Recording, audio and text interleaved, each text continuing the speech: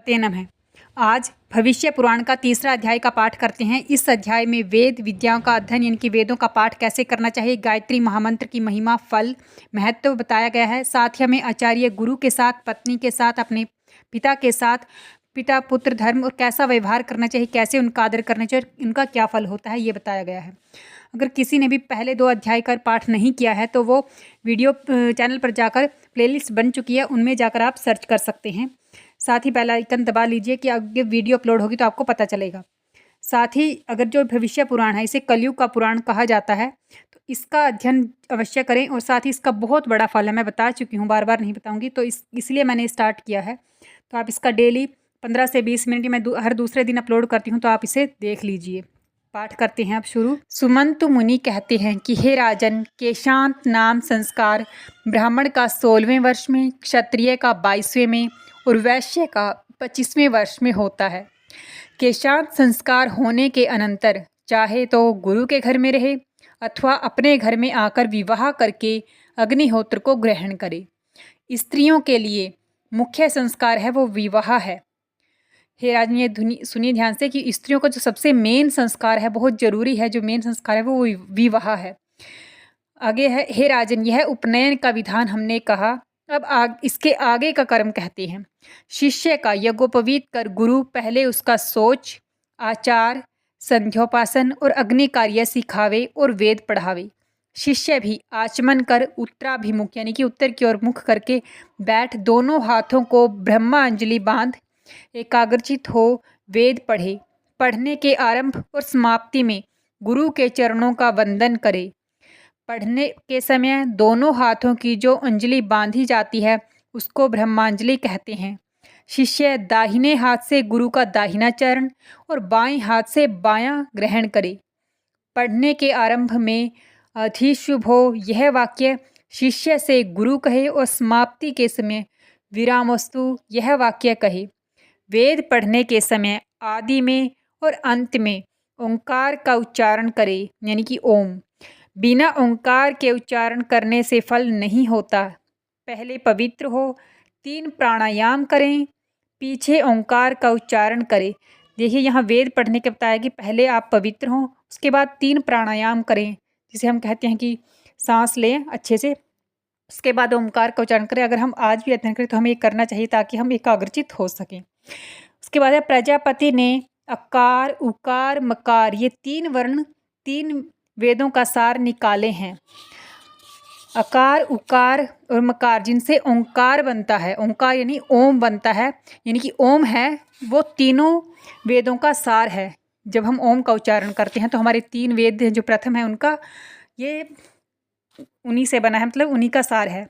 और भू भः स्वः ये तीनों व्यवहृति हैं और गायत्री के 3 पाद और 3 वेदों से निकले हैं। जो गायत्री मंत्र के 3 पाद हैं वो तीनों वेदों से निकले हैं, भू भः स्वः। इसलिए जो ब्राह्मण दोनों संध्याओं में इसको जपे वे वेद पाठ के फल को प्राप्त होता है। जो घर के बाहर नदी के तट पर बैठ 1 सहस्त्र गायत्री यानी कि 1000 गायत्री नित्य पाठ करे, नित्य जपे, वह बड़े भारी पाप से भी 1 महीने में छूट जाता है। जो ब्राह्मण, क्षत्रिय और वैश्य अपनी क्रिया से हीन होते हैं यानी कि अपने कर्म नहीं करते हैं, उनकी साधु पुरुषों में निंदा होती है और परलोक में भी कल्याण के भोगी नहीं होते। इस कारण कर्म का त्याग न करना चाहिए। प्रणव, 3 व्याहृतियाँ और त्रिपदा यानी कि भू भुः स्वः ये सब मिलके जो मंत्र होता है गायत्री का, ओम भूर्भुवः स्वः, वही ब्रह्मा का मुख है। वो क्या है? ब्रह्मा का मुख है। इसको जो 3 वर्ष नित्य जपे यानी कि 3 वर्ष लगातार जपे हर रोज, वह पर ब्रह्मा में लीन हो जाता है। होम, दान, यज्ञ आदि क्रियाओं का क्षरण अर्थात नाश हो जाता है। और प्रणव स्वरूप एकाक्षर ब्रह्मा अक्षर है। जो प्रणव स्वरूप है यानी कि ओम को बोला जा रहा है यहाँ पर, ओम है जो एकाक्षर ब्रह्मा अक्षर है। विधि यज्ञों से जप यज्ञ उत्तम है। जो हम विधि करके हवन करते हैं उनसे जप यज्ञ यानी कि जब हम जाप करते हैं किसी मंत्र का, वो श्रेष्ठ है। जपों में भी उपांशु जप करने से 100 गुना फल मिलता है। उपांशु जप जो मुंह से किया जाता है, जपों में भी जो उपांशु जप है उसका 100 गुना फल मिलता है, और मानस जप जो कि मन से यानी कि मन के अंदर ही बोला नहीं जाता, जीभ से मन मन में ही किया जाता है, उसे मानस जप कहा जाता है। तो मानस जप है वो सहस्त्र गुना यानी कि वो 1000 गुना है। संपूर्ण विधि यज्ञ जप से, जो संपूर्ण विधि द्वारा जो यज्ञ हवन किए जाते हैं उसकी जो यज्ञ की 16वीं कला की भी तुल्यता नहीं कर सकती, यानी कि मानस जप को बहुत सर्वश्रेष्ठ बताया गया है उन जप यज्ञ से भी बहुत ज़्यादा। ब्राह्मण को सब सिद्धियां जप से ही प्राप्त होती हैं, और कुछ करे अथवा ना करे, परंतु ब्राह्मण को गायत्री जप अवश्य करना चाहिए, क्योंकि ब्राह्मण मैत्र कहलाता है। तारा दिखते होएं तब प्रातः संध्या का आरंभ करें, यानी कि जब सुबह उठते हैं जो तारे दिखते रहने चाहिए उस समय प्रातः संध्या यानी कि यहाँ पर गायत्री मंत्र का जाप शुरू कर देना चाहिए। और सूर्योदय पर्यंत, और जब सूर्योदय हो जाए तब तक गायत्री मंत्र का जाप करते रहना चाहिए। इसी भांति सूर्यास्त से पहले ही साय संध्या का आरंभ करें। सूर्यास्त होने से पहले ही साय संध्या यानी कि गायत्री मंत्र का जाप शुरू कर सकते हैं। और तारा दर्शन तक, जब तारे निकलने शुरू हो जाएं तब, यानी कि तारा दर्शन करने हो जाएं, तारे दिखने लग जाएं, तब तक गायत्री का जाप करें। प्रातः काल की संध्या से रात्रि के किए हुए पाप और दूर होते हैं, और साय संध्या से दिन के किए हुए, इसलिए दोनों काल की संध्या अवश्य करनी चाहिए। यहाँ अगर हम देखें तो गायत्री मंत्र की श्रेष्ठता को बताया गया है। इससे हमें भी सीखना चाहिए कि हम दोनों संध्या यानी कि दोनों समय भगवान का नाम जरूर अवश्य जपना चाहिए। किसी भी मंत्र का जाप करना चाहिए, या फिर आप गायत्री का भी जाप कर सकते हैं। और जाने अनजाने जितने भी हमसे पाप कर्म होते हैं वो साथ के साथ ही छूटते रहती हैं। दोनों संध्याओं का फल बताया गया है। जो दोनों संध्या न करे, जो दोनों संध्या यानी कि दोनों शब्द के समय गायत्री का जाप न करे, वह शूद्र के समान होता है। घर के बाहर जाकर जल के तट पर गायत्री जप और संध्या करने से बहुत फल होता है। संध्या के मंत्र, होम मंत्र और जो ब्रह्म यज्ञ आदि नित्य कर्म करे, इनके मंत्रों के उच्चारण में अनध्याय का विचार न करे। यज्ञोपवीत के अनंतर समावर्तन संस्कार तक गुरु के घर में रहे, भूमि शयन करे यानी कि भूमि पर सोए, और सर्व प्रकार से गुरु की शुश्रूषा करे यानी कि गुरु की सेवा करे, और वेद पढ़े, बिना पूछे किसी से न बोले, और जो अन्याय से पूछे उससे भी कुछ न कहे।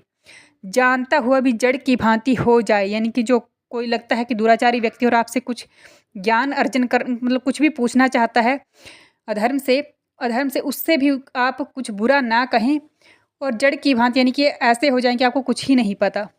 अगर आप अधर्म से पूछते हैं या अधर्म से कहें, वो दोनों नरक में जाते हैं और जगत में भी सबके अप्रिय होते हैं।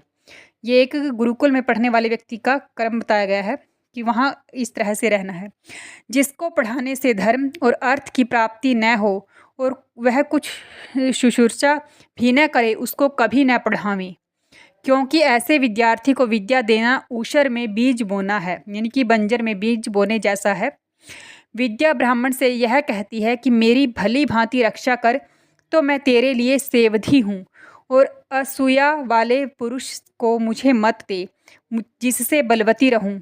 शेव नाम सुख और ज्ञान का है, इन दोनों को जो धारण कर वह शेवधी कहलाती है, अर्थात सुख और ज्ञान के देने हारी। और विद्या यह भी कहती है कि जो ब्राह्मण शुचि, ब्रह्मचारी और प्रमाद से रहित हो, प्रमाद यानी कि आनंद यानी कि जो आजकल के मनोरंजन से दूर हो, उसको मुझे दे। जो गुरु के बिना वेद शास्त्र आदि को आप ही ग्रहण करे, वह अति भयंकर रैरव नरक में वास करता है। जिससे वेद पढ़े सदा प्रथम उसको प्रणाम करे। केवल गायत्री जानता हो परंतु शास्त्र की मर्यादा में चले, वह सबसे उत्तम है। और जो सब वेद और शास्त्र जानकर भी मर्यादा में न रहे, सब वस्तु भोजन करे, सब वस्तु यानी कि मांस मदिरा जो भी मिले उसे वो खा जाए, और सब पदार्थ बेचे, वह अधम है। गुरु के आगे शैया यानी कि सोने का स्थान, बिस्तर अथवा आसन, बैठने का स्थान आदि पर न बैठे। जो बैठा हो तो गुरु को आते देख नीचे उतरकर अभिवादन अर्थात प्रणाम करे।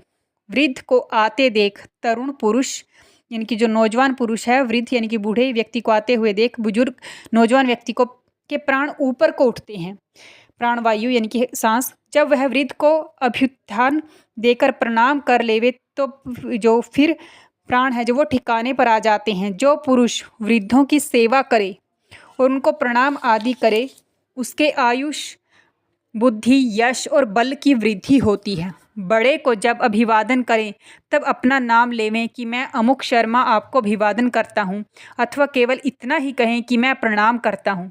गुरु भी अभिवादन सुनकर आशीर्वाद देवे कि आयुष्मान भव, अर्थात बड़े आयुष वाला हो। जो अभिवादन के अनंतर अभिवादन अर्थात लौटकर अभिवादन न करना न जाने, उसको कभी अभिवादन न करें, वह शूद्र के तुल्य है। और जो अभिवादन करने पर अभिमान से प्रत्याभिवादन न करे अथवा आशीर्वाद न देवे, वह नरक को जाता है। ब्राह्मण को कुशल पूछें, क्षत्रिय को अनाम्य, वैश्य को क्षेम और शूद्र को आरोग्य पूछें। जो यज्ञ की दीक्षा लिए हो वह चाहे कितना भी छोटा हो, परंतु उसका नाम लेकर नहीं पुकारना चाहिए। प्राय स्त्री को जिससे कुछ संबंध न हो उसको भवती, सुभगे, भगिनी, भगिनी होता है बहन, इन शब्दों से इन संबोधनों से बोले। पितृव्य अर्थात चाचा और ताऊ, मामा, श्वशुर, ऋत्विक और गुरु, इनको सदा उत्थान देवें यानी कि आदर देवें। मौसी, मामी, सासू, बुआ अर्थात पिता की बहन और गुरु की स्त्री, ये सब मान्य हैं यानी कि ये सब आदर के योग्य हैं। बड़े भाई की जो स्वर्ण स्त्री यानी कि भाभी, बड़ी भाभी, उसका नित्य जो आदर करे यानी कि हर रोज जो उसका आदर करे और माता के समान समझे, वह विष्णु लोक को पावे। वो विष्णु लोक को जाता है जो अपनी बड़ी भाभी को माता के समान आदर देता है। माता की जो बहन है, पिता की बहन और अपनी बड़ी बहन, ये तीनों भी माता के समान होती हैं, परंतु माता का आदर सबसे अधिक रखना चाहिए। बड़ा पुत्र, मित्र और भांजा, इनको अपने समान समझें यानी कि पिता को अपने बड़े पुत्र को भी अपने समान समझना चाहिए जब वो बड़ा हो जाता है, और अपने मित्र को, दोस्त को और भांजे को भी। 10 वर्ष का ब्राह्मण हो और 100 वर्ष का क्षत्रिय, परंतु उनमें पिता पुत्र का संबंध क्षमा करिए, और 100 वर्ष का क्षत्रिय परंतु उनमें पिता पुत्र का संबंध होता है, अर्थात जो ब्राह्मण होता है वह पिता और क्षत्रिय पुत्र, क्योंकि ब्राह्मण के ज्ञान को महत्व दिया गया है। और इसी भांति जो ब्राह्मण क्षत्रिय का पिता, वैश्य का पितामह और शूद्र का प्रपितामह होता है।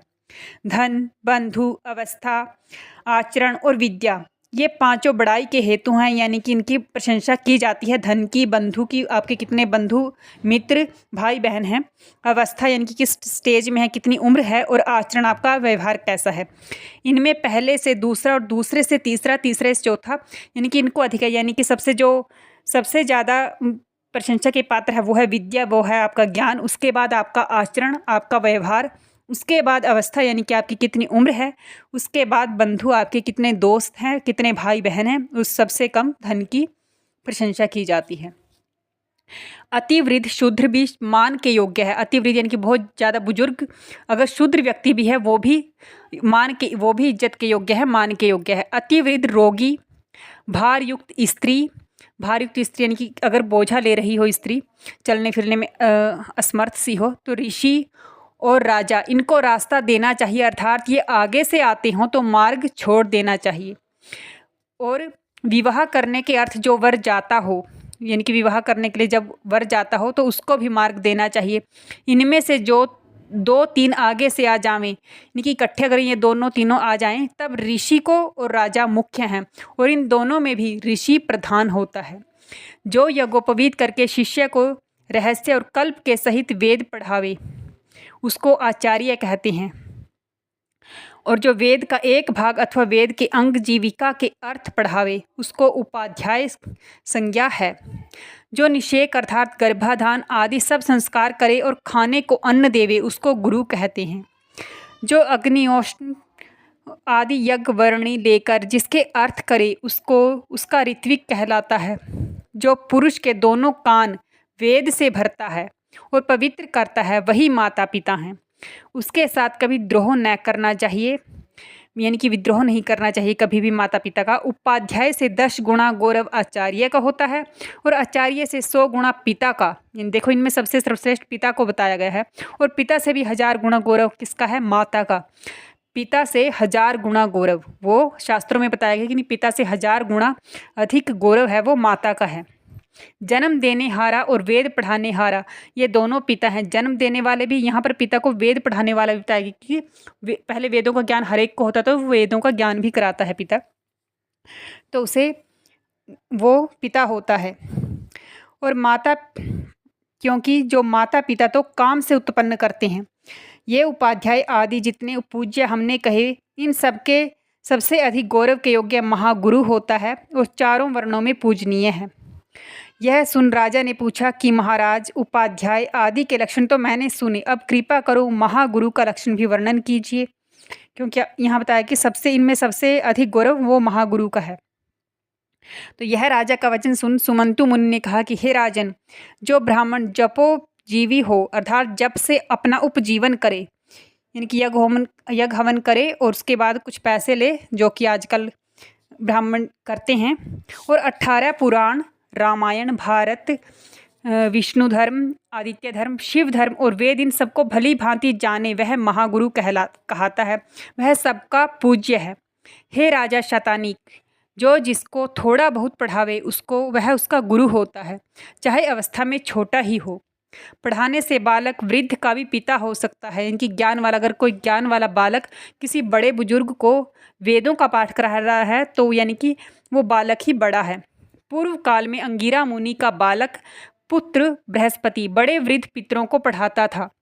बालक बड़े वृद्ध पितरों को पढ़ाता था और पढ़ाने के समय वह कहता था कि हे पुत्रों, भली भांति पढ़ो। पितर बालक के इस वचन को सुन क्षोभ कर देवताओं के समीप गए और सब वृतांत कहा। तब देवताओं ने कहा कि हे पितरों, जो अज्ञ हो, अर्थात कुछ न जानता हो, वह बालक कहाता है, और जो पढ़ावे वह पिता गिना जाता है। न तो अवस्था अधिक होने से, न श्वेत केश यानी कि न सफेद बाल होने से, और न बहुत से मित्र बंधु होने से बड़ा होता है। ऋषियों ने यह धर्म नियत किया कि जो विद्या में अधिक हो वही सबसे वृद्ध गिना जाए। वृद्ध का मतलब यहाँ पर सबसे बड़ा है। ब्राह्मण, क्षत्रिय, वैश्य और शूद्रों में जो ज्ञान, बल, जन्म, शील, विद्या आदि से बड़ा हो वही बड़ा होता है। सिर के बाल श्वेत हो जाने से वृद्ध नहीं होता। जो तरुण भी हो परंतु भली भांति विद्या संपादन कर लेवे, उसी को वृद्ध जानो। जैसे काठ का हाथी, काठ यानी लकड़ी का हाथी, अथवा केवल चर्म का मृग यानी कि चमड़े का मृग किसी काम का नहीं होता, इसी भांति बिना पढ़ा ब्राह्मण नाम मात्र का ब्राह्मण है। जिस भांति स्त्रियों का परस्पर समागम यानी कि स्त्रियों के परस्पर मिलने से निष्फल होता है, कुछ बालक नहीं उत्पन्न होते, जैसे मूर्ख को दान देना विफल है, उसी भांति वेद से हीन ब्राह्मण का जन्म वृथा है। जो वेद पढ़ के भी वैश्योदेव आदि कर्म न करे वह शूद्र के समान है। यानी कि जो वेद पढ़ के ज्ञान होकर भी जो अच्छे कर्म न करे वो शूद्र के ही समान है। जो वेद न पढ़े, वैश्य की वृत्ति करे, शूद्र की सेवा करे, नट वृत्ति, चोरी और चिकित्सा से अपना निर्वाह करे, वह भी शूद्र ही कहलाता है। जिस ग्राम में वेद बिना पढ़े और व्रत से हीन ब्राह्मणों को भोजन मिले, वह ग्राम राजा को दंडनीय है। वेद पढ़कर अग्निहोत्र का ग्रहण करे, तब वेद पढ़ना सफल होता है। यह वेद में भी लिखा है कि जो वेद पढ़कर अग्निहोत्र नहीं करते, उनका वेद पढ़ने का परिश्रम वृथा है। वेद कहते हैं कि जो हमको पढ़कर हमारा अनुष्ठान न करे, वह हमारे पढ़ने का व्यर्थ क्लेश उठाते हैं, यानी कि व्यर्थ ही कष्ट उठाते हैं जो हमारा अनुष्ठान न करे। इसलिए वेद पढ़कर वेद में कहे हुए कर्मों का अनुष्ठान करें, तब वेद पढ़ना सफल है। वेद को जानकर जो धर्म का उपदेश करे वही उपदेश ठीक है, यानी कि वेद को जानकर ही उपदेश देना चाहिए, वेदों के अनुसार ही, शास्त्र सम्मत ही। जो मूर्ख वेद बिना जाने धर्म का उपदेश करते हैं वे बड़े पाप के भागी होते हैं। जो बिना वेदों को जाने ही धर्म का उपदेश देते फिरते हैं तो वो पाप के ही भागी होते हैं। सोच से हीन, वेद से रहित, नष्ट वृत्त ब्राह्मण को जो अन्न दिया जाता है वह अन्न रोदन करता है कि मैंने क्या पाप किया था जो ऐसे मूर्ख ब्राह्मण के हाथ में पड़ा। और वही अन्न जो जपोजीवी को दिया जाए तो प्रसन्नता से नाचता है कि मेरे बड़े भाग्य हैं जो ऐसे पात्र में आया। विद्या और तप करके युक्त ब्राह्मण जब घर में आवे, तब सब औषधि जो घर में विद्यमान हैं अति प्रसन्न होती हैं और कहती हैं कि अब हमारी भी सद्गति हो जाएगी। व्रत, वेद और जप से हीन ब्राह्मण को कभी दान न देवे, क्योंकि पत्थर की नाव नदी को पार नहीं उतार सकती। वेद पाठी को ही हव्य काव्य देने से देवता और पितरों की तृप्ति होती है। घर के समीप मूर्ख ब्राह्मण रहता हो और विद्वान घर से दूर हो तो भी विद्वान को ही बुलाकर दान देना चाहिए। मूर्ख ब्राह्मण का त्याग करने में कुछ दोष नहीं, क्योंकि प्रज्वलित अग्नि को छोड़कर कोई बुद्धिमान भस्म में हवन नहीं करता। परंतु घर के समीप रहने हारा ब्राह्मण जो गायत्री मात्र ही जानता हो, गायत्री मात्र यानी कि जो गायत्री मंत्र का जाप ही जानता और घर के समीप हो, तो उसका त्याग कभी नहीं करना चाहिए।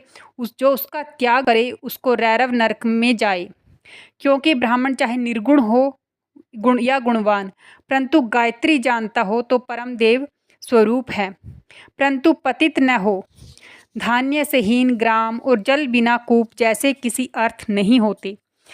यानी कि जल के बिना कूप यानी कि जल के बिना कुआं, वो किसी काम के नहीं होते। ऐसे ही बिना पढ़ा ब्राह्मण भी है। बिना पढ़े ब्राह्मण यानी कि वेद शास्त्र जिसको नहीं जानता वो भी व्यर्थ ही है। जो पतित ब्राह्मण के साथ स्नेह से अथवा भय से भोजन आदि का व्यवहार रखे, वह ब्रह्म हत्या के समान पातक को प्राप्त होता है। यहाँ भोजन से अर्थ है कि जब हम ब्राह्मण को दान के रूप में या पितरों के निमित्त हम भोजन कराते हैं तो हमें देखना चाहिए कि ब्राह्मण कैसा है, उससे शास्त्रों का ज्ञान होना चाहिए। उसका आचरण, आज के युग में तो आचरण कि वो मांस मदिरा का सेवन न करे और थोड़ा बहुत उसमें ब्राह्मण का व्यवहार जरूर होना चाहिए। सब जीवों को अहिंसा से शासन करे और सदा मीठा सच्चा वचन बोले।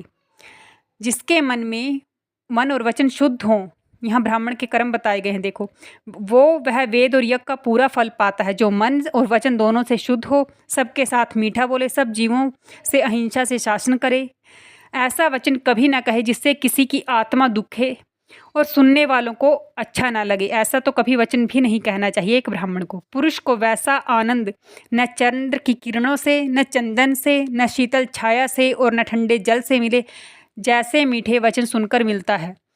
आदर से ब्राह्मण सदा डरता रहे, जैसा विष से, और अवमान को सदा अमृत के समान माने, क्योंकि जिसका अवमान करो उसकी कुछ हानि नहीं होती।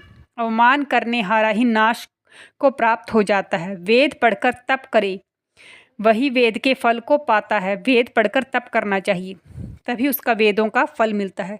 जो सुख के अर्थ वेद पढ़े और उससे और जीविका करे, यानी कि जो सुख के अर्थ यानी कि वेदों का पढ़े और उसका एक तरह से प्रचार करे, उसके अर्थ कुछ पैसा कमाए, उसे उसके ज्ञान को बांटकर, वह शूद्र के समान होता है। ब्राह्मण के 3 जन्म होते हैं, एक तो माता के गर्भ में, दूसरा यज्ञोपवीत से और तीसरा यज्ञ की दीक्षा लेने से। यानी कि ज्ञान को कितना महत्व बताया कि ब्राह्मण के 3 जन्म बताए हैं कि एक दूसरा है यज्ञोपवीत के समय होता है और तीसरा जो दीक्षा लेते हैं। यज्ञोपवीत के समय गायत्री माता होती है और आचार्य वो पिता होता है। यज्ञोपवीत के पहले किसी कर्म का अधिकारी नहीं होता, इस कारण वह कभी वेद का उच्चारण न करे।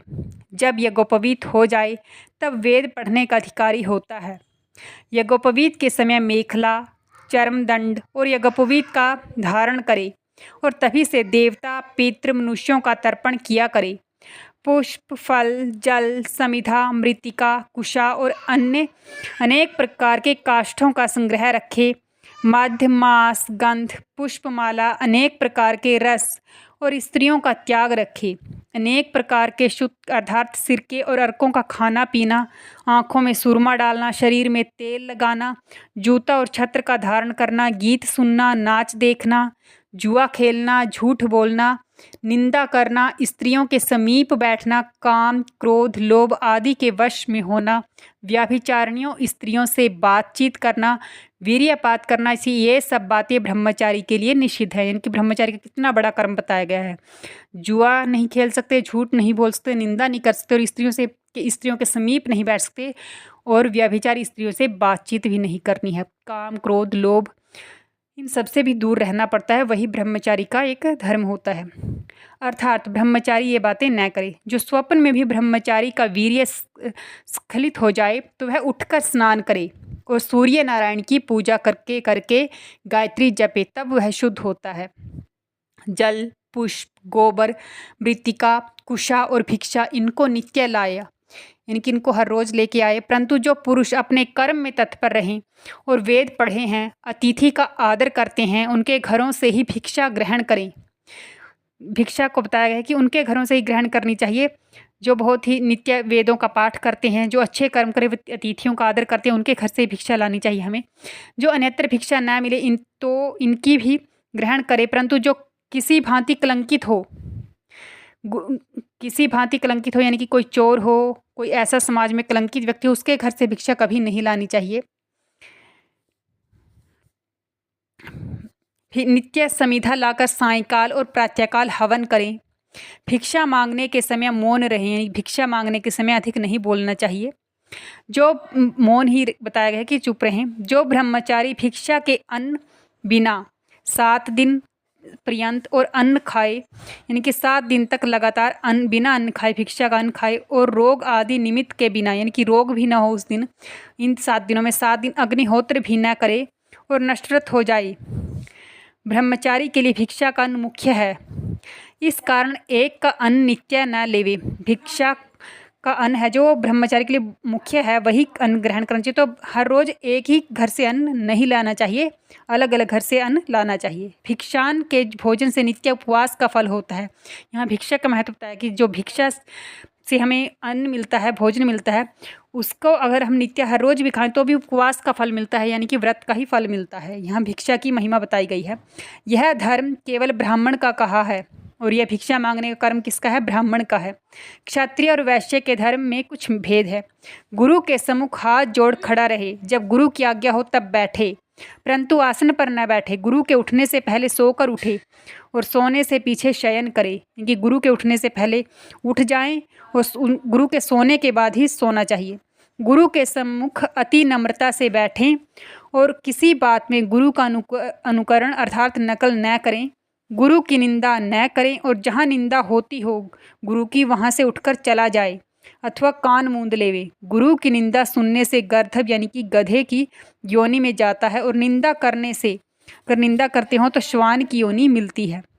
वाहन पर चढ़ा हुआ गुरु का अभिवादन न करे, यानी कि अब कार वगैरह में बैठे हो, किसी घोड़े वगैरह पे बैठे और गुरु मिल जाए तो गुरु का अभिवादन, गुरु को नमस्कार वहाँ बैठे बैठे नहीं उतर कर करना चाहिए, अर्थात सवारी से उतर कर प्रणाम करें। गुरु के साथ एक वाहन में, एक शैया पर, एक बिस्तर यानी कि एक आसन पर, और एक शिला पर यानी कि पत्थर पर, चटाई पर अथवा पट्टा आदि पर गुरु के साथ नहीं बैठना चाहिए। जो गुरु समीप न हो तो यही आचरण गुरु पुत्र के साथ रखें। गुरु के पुत्र के साथ भी ऐसा ही आचरण रखना चाहिए, परंतु उच्चिष्ट भोजन गुरु का ही करें। उच्चिष्ट यानी कि झूठा भोजन केवल आप गुरु का ही करना चाहिए, गुरु के पुत्र का नहीं। गुरु की स्वर्णा स्त्री को गुरु के समान माने, परंतु गुरु पत्नी के देह में तेल लगाना, स्नान कराना आदि कर्म न करें। यहाँ बताया गया है कि गुरु माँ है, गुरु की पत्नी है, वो भी गुरु के ही समान होती है, लेकिन जो हम गुरु के साथ कर्म करते हैं, गुरु के शरीर में तेल लगाना, स्नान कराना, वो केवल गुरु को ही करें, गुरु की पत्नी के साथ न करें। साथ ही गुरु तरुण शिष्य हों, तरुण यानी कि कुछ ही एज में बड़े हो जाए, नौजवान शिष्य हों, उनके अनेक प्रकार के गुण दोष समझकर गुरु की पत्नी के पैर भी न दबावें। पैर छूना नहीं, पैर दबाना, जब हम पैरों को दबाते हैं वो न दबाएं, क्योंकि स्त्रियों के संग से पुरुषों को अनेक दूषण लगते हैं, इसलिए बुद्धिमान पुरुष उनसे बचता रहे। माता, बहन अथवा अपनी कन्या हो, परंतु इनके साथ भी एकांत में बातचीत न करें। ये बड़ी बात बताई गई है कि अपनी कन्या से मतलब है कि जब कन्या जो थोड़ी बड़ी हो जाए, नौजवान हो जाए यानी कि उस एज में, तो अपनी माता से, अपनी बहन से और अपनी कन्या से एकांत में बातचीत ना करें। अगर हम देखें तो आजकल कलयुग में जब कुछ ऐसा उल्टा सीधा सुनने को मिलता है तो बहुत शास्त्र सम्मत पहले से ही बताया गया कि एकांत में भी बात नहीं करनी चाहिए। एकांत यानी कि अकेले में, क्योंकि ये इंद्रियां बड़ी बलवान हैं, विद्वान की बुद्धि भी चला देती हैं। इंद्रियां हमारी वो बहुत बलवान होती हैं, वो विद्वान की भी बुद्धि चला देती हैं, तो इसलिए बचकर रहना चाहिए। राजा की स्त्री और गुरु की स्त्री को अपना नाम लेकर प्रणाम करें। जिस प्रकार भूमि को खोदते खोदते जल मिल जाता है, इसी भांति शुश्रूषा यानी कि सेवा करते करते गुरु से विद्या प्राप्त होती है। सिर मुड़ाए रहें, सिर का मुंडन रहना चाहिए जब हम शिक्षा ग्रहण करते हैं, अथवा जटा धारण करें या फिर जटा धारण करें।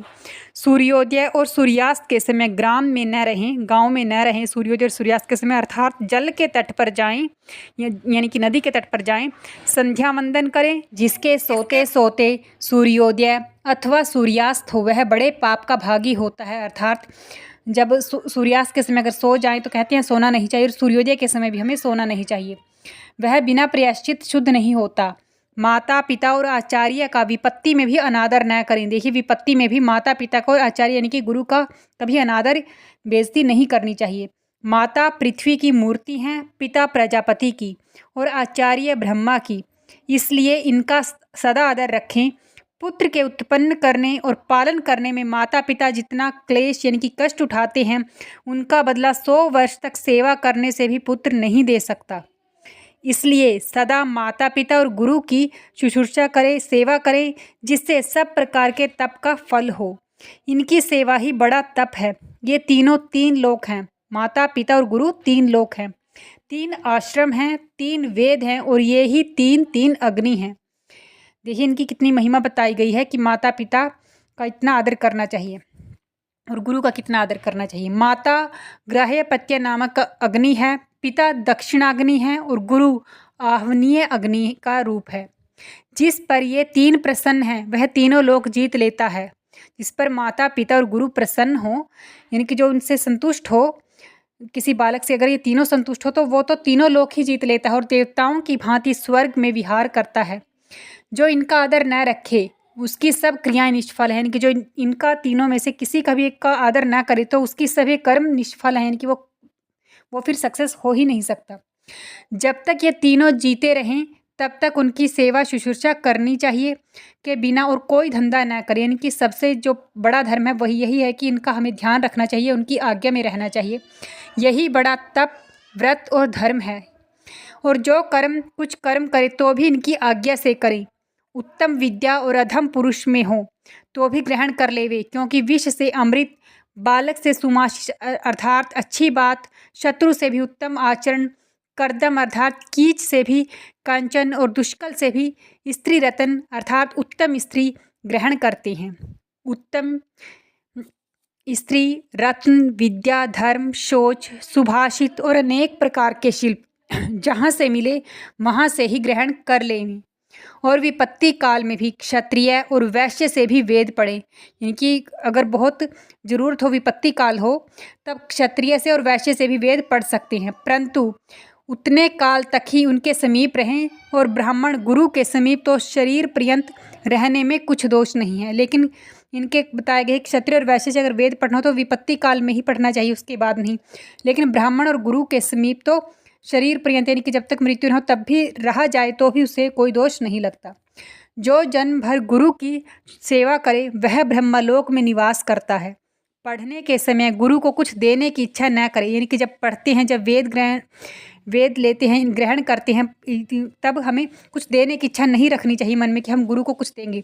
लेकिन पढ़ने के अनंतर यानी कि पढ़ने के बाद में गुरु की आज्ञा पाकर, यानी कि गुरु की आज्ञा से ही भूमि, स्वर्ण यानी कि सोना, गौ, गाय, घोड़ा, छत्र, धान्य, वस्त्र आदि अपनी शक्ति के अनुसार समर्पण करें। यानी उनकी आज्ञा से, उनकी अनुमति लेकर जो भी इनमें से आपसे कुछ बने शक्ति के अनुसार समर्पण कर दें।